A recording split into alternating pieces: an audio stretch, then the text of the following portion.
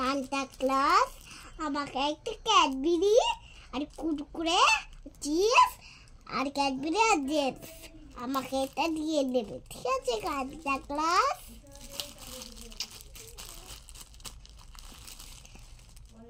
Santa Claus কি দিল?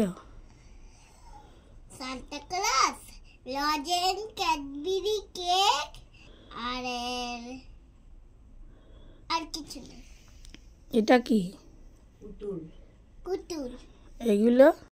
Hello friends, good morning. আজ একটা নতুন ব্লগে তোমাদের সকলকে স্বাগত জানিয়ে আমি আজ ব্লগটাকে শুরু করছি। দেখো পুজো হয়ে গেলে শুনতে পেলে শাকের আওয়াজ। অলরেডি মেয়ে এখানে খেলা করতে লেগেছে। আর হচ্ছে মানে এত ঠান্ডার মধ্যেও আমি এখনও সোয়েটার পরিনি, এত গরম করছে। দেখো কত বড় হাঁড়িতে আমাদের ভাত চড়েছে। আজকে একটা বিশাল অনুষ্ঠান আছে, তোমরা ব্লগটা শেষ অবধি দেখো, পার্ট বাই পার্ট তোমরা দেখতে পাবে। চলো টাটা। তারপর এখানে সবজি কাটাকাটি হচ্ছিলো, বাঁধাকপি, তারপরে তোমার ছিল টমেটো, আদা রসুন, তারপরে রাইসের জন্য যা ক্যাপসিকাম ট্যাপসিকাম লাগে ওই সবগুলো। তারপর শাক এখানে চড়িয়ে দিয়েছিলাম, তো মুগের ডালটা সেদ্ধ চড়ানো হবে। তো এখানে সকাল সকাল উঠে প্রায় শাক টাকগুলো ধুয়ে নেওয়া হয়েছিল, টাইম কলে জল থাকতে থাকতে অনেকটা কাজ মেটানো হয়ে গেছিলো। এগুলো ছিল রাতে মাছের ঝোল, আর হচ্ছে মাটন ছিল, মুড়ি ঘন্ট, পাবদা মাছ, এগুলো করা হয়েছিল। তারপর তো এখানে এগুলো রাতে ছিল করা, আমি ফ্রিজে রেখেছিলাম। মেয়ে তো খুব আনন্দ করছে। তো বন্ধুরা অনেকক্ষণ পর দেখছি চুলের কি অবস্থা। অনেকটা এখন বাজে বেলা প্রায় 11টা বেজে গেছে, কারণ জল চলে এসে আমার জল ভরতে হবে। এই যে মেয়েকে স্নান করবো, মেয়ে তো সকাল থেকে এরকম অবস্থা দেখেছ, এরকম অবস্থা ওর। তাই হোক, আর এখানে তোমাদেরকে দেখাই, দেখো রান্না হয়ে গিয়েছে, ডাল রয়েছে, শাক ভাজা, বেগুন ভাজা, মানে 5 রকমের ভাজাটা। আর ওদিকে দেখো গোপালদেরও খেতে দেওয়া হয়ে গেছে, মানে পুজোটাও কমপ্লিট করে টোরে নিয়ে গরম করে টোরে নিয়ে এখানে হচ্ছে নিরামিষ রাখা হয়েছে, কারণ এগুলো বাসনগুলো মেন নিরামিষ, ঠাকুরের বাসন। আর মা খাই, মাসি খায়, আমার ছোটো মাসি নিরামিষ, সেই জন্য নিরামিষ এখানে জিনিসগুলো এখানে রাখা হয়েছে। এখন ষষ্ঠপাতে চিকেন চলে এসেছে, চলো চিকেনটাও ঘরে রয়েছে, তোমাদেরকে দেখাই আর কতদূর কি কমপ্লিট হলো। তারপরে এই হাঁড়িটা দেখছি, এই হাঁড়িটা জাস্ট চিকেনের জন্যই রাখা হয়েছে। জানোই তো আমাদের বাড়ি চিকেন হয় না, সেই জন্য আলাদা বাসনপত্র। এটা আর কি পাশের বাড়ি কাকিমার থেকে নেওয়া হয়েছে। এখানে আলু টালুগুলো ধুয়ে রাখা হয়েছে। এছাড়া রাতের যেগুলো বলা ছিল, যেগুলো ফ্রিজে ছিল, সেগুলো গরম করা হয়েছে। বাঁধাকপি চলে গেছে, বাঁধাকপি খানিকটা হয়েও গেছে। তোমরা দেখে হয়তো বুঝতে পারছো বাঁধাকপিটা কেমন হয়েছে, কমেন্টে করে অবশ্যই কিন্তু জানাবে।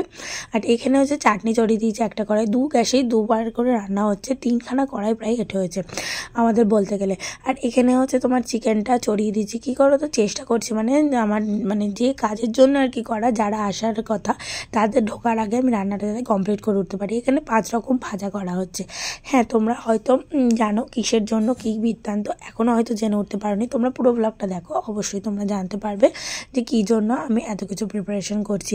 এখানে হচ্ছে পাট ভাজছিলাম না, তোমরা কি বলো আমি ঠিক জানি না। যাই হোক, এখানে ছিল। এবার দেখো মেনুতে কী কী ছিল। পরোটা, আলুর দম, ডাল, পাবদা মাছ, রুই মাছের কালিয়া, তারপর মাছের মাথা, মুড়ি ঘন্ট।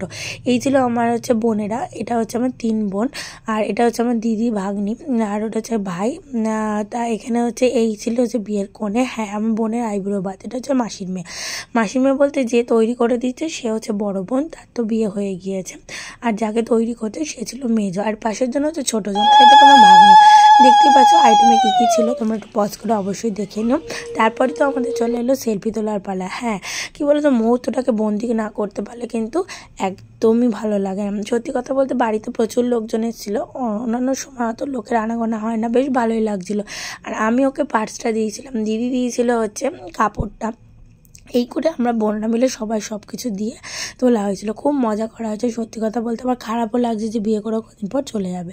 তারপর আশীর্বাদের পর্ব এলো, আমার মা এখানে আশীর্বাদ করে নিচ্ছিল। আশীর্বাদ করার পর আশীর্বাদ করার মধ্যে ছিল মা আর ছোটো মাসি।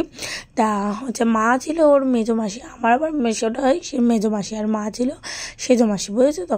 তাই হচ্ছে তাই এখানে মাসি তো আবার আমাদের মা মাসিটা জানোই আগেকার দিনের মানুষ। তো এখানে কাপড় টাপড় ঠিক করে নিল। তারপর এলো আমার পাড়া, আমাকে বলছে খাওয়াতে, কোনটা বেছে খাওয়াবো। আমি তো বড় মাথাখানাকে তুলেছি, মাথাখানাকে বড় করে খাইয়ে দিয়েছি। আমি বারবার বলেছি বরের মাথাটাও কেন এরকম করে যেন চিবিয়ে খাস। তারপর মাসি তো আবার মাথাটা ঠিক করে ধরা হয়েছিল, আবার ঠিক করে ধরিয়ে দিল। মাথাটাও খেয়ে নিল জাস্ট একটা ছবি তোলার জন্য। তারপর চিকেনের লেগ পিস খা, ও চিকেন খেতে প্রচণ্ড ভালোবাসে, সেই জন্য ওকে বললাম যে চিকেনের লেগ পিসটা খা, মানে কাপড়ে পড়বে বলে আমি হাতটা তলায় দিয়ে রাখছিলাম। তারপর তো এখানে সবাই খেতে বসে গেল, মানে মাসির ছোটো মাসির ছেলেমেয়েরা, আমার মেয়ে, বোনের মেয়েরা, আর বোনও আইবুড়ো ভাত খেয়ে নিচ্ছিলো। তো তারপরে আমি খেতে বসি, দেখো ডেচকি গামলা যা ছিল সব কিছু নিয়ে বসে গেছি। বসে গিয়ে আমি তো এখানে খাওয়া শুরু করে দিয়েছিলাম, আর সেই বলতে বেলা অনেকটাই হয়েছিল, তখন প্রায় 3:30 বেজে গিয়েছে। সেই জন্য হয়তো আমি অতটা মানে খেয়ে উঠতে পারিনি, অল্প করে খেয়েছি। খেয়ে দিয়ে আবার তারপর আমার যাওয়ার পড়া ছিল। তো এখানে হচ্ছে বললাম না, গামলা ডেচকি নিয়ে বসেছি, যা ছিল সব ঢেলে উপরে যা ছিল নিয়ে নিয়েছি, নিয়ে খেয়েছি। তাই সত্যি কথা বলতে রান্নাগুলো বেশ ভালোই মোটামুটি হয়েছিল। বোনও বলছিল পরে যে দিদি রান্নাগুলো বেশ ভালোই হয়েছে, তোরা এত রকম আইটেম করেছিস। সত্যি কথা বলতে খুবই কম, তাও ইলিশ চিংড়ি মাছটা করা হয়নি। খাওয়া দাওয়া কমপ্লিট। তো এখন যাচ্ছি মানে বোনের কি মানে বিয়ে, তার বাড়ি তত্ত্ব দেখতে। চলো ব্লগের সাথে থাকো, এখনই কন্টিনিউ করছি না। দেখো ঘরের অবস্থা, এখনও ছোটো মাসিরা রয়েছে, তার ব্যাগপত্র রয়েছে, ঠিক আছে। তবে ওখানে দিদির মেয়ে রেডি হয়ে গেছে, দিদিরাও চলে যাবে আর কি। আর এখানে মা রেডি করছে, রান্নাঘরটা জাস্ট অবস্থাটা একবার দেখো। মা রেডি করছিল ওখানে খাওয়া দাওয়া, তারপর মাসির বাড়ি চলে গেলাম, মাসিও পড়াচ্ছিল। হ্যাঁ, আমাদের ফুল ফ্যামিলি কিন্তু পড়াই আমরা। এটা ছিল মাসির বাড়ির ঠাকুর, মাসি অনুকূল ঠাকুরের দীক্ষিত। এখানে গুরুদেবকে রাখা হয়েছে। এই ছিল মাসির বাড়ির পুরো পরিবেশ। এখানে আমরা এসেছিলাম আর কি, বিয়ে কী কী কেনাকাটা হয়েছে। সত্যি কথা বলে সবাই সবার প্রফেশনে ব্যস্ত, কেউই আসতে পারে না। আগে যে শাড়িটা দেখলে ওটা শাশুড়ির শাড়ি ছিল, এটা হচ্ছে জামাইয়ের চাদর। তারপর হচ্ছে যা বিয়ের ট্রলিটা কিনেছে ওরা ব্লাউজগুলো বেশিরভাগটাই কিনেছে, রেডিমেড বানায়নি। এটা ছিল বিয়ের বেনারসি। আমার তো বেনারসিটা সুপার লেগেছে সত্যি কথা বলতে। এটা ছিল ওরা বিয়ের শাড়ি থেকে আর কি বেনারসিটা বানাবে, মানে ব্লাউজটা বানায়নি বেনারসি থেকে, ব্লাউজটা কিনেছে। বেনারসি এই ব্লাউজটার দামই নিয়েছে তোমার হচ্ছে 1200 টাকা, 1200 টাকা দিয়েও ব্লাউজটাকেই কিনেছে। যাই হোক, যে কটা জিনিস কিনেছে খুবই সুন্দর। মাসি তো একটা একটা করে শাড়ি দেখছিল। এটাও আইবুড়ো ভাতে খাবে বা ফুলসজ্জার জন্য এটা পাঠানো হয়, এখনও ডিসাইড করে ওরা উঠতে পারেনি। যাই হোক, এই শাড়িটা দেওয়া হয়েছিল, এই শাড়িটা বলছিল ও ফুলসজ্জার দিন পরবে, ওর পার্সোনালি পছন্দ। তারপরে চলে এলো জামাইয়ের ধুতি, পাঞ্জাবি। তোমার এখন তো ধুতি রেডিমেড পাওয়া যায়, আর এই ওড়নাটা স্পেশালি আমাদের এখানে কাঁচরাপাড়া থেকে নিয়ে আসা হয়েছে। এখানে লেখা ছিল ওড়নাটাই যদিদং হৃদয়ং মম, জাস্ট সুপার দেখতে ছিল। আর এটা ছিল ওর চাদর লাল, আর নতুন বউটা নিয়েছে সব কিছু লাল। এখন শাড়ি পাবে লাল, এখন লাল প্রচুর শাড়ি হবে, তারপর গিয়ে লাল খুঁজে পাবো না। লাল জিনিসটা পরতে বেশ ভালো লাগে। আর এখানে ভাইকে নিয়ে আমরা ঠাট্টা করছিলাম যে তোকে যদি কোনো দোকানে কাজে দেওয়া হয় তাহলে তুই কাজও করতে পারবি না, কাপড়টা ঢোকাতে পারছে না। তারপর বোন আবার জুতোটাকে দেখালো মুখের সামনে ধরে, তারপর বলছিল 5 লাখ টাকা দিয়ে এই হারটা কিনেছি।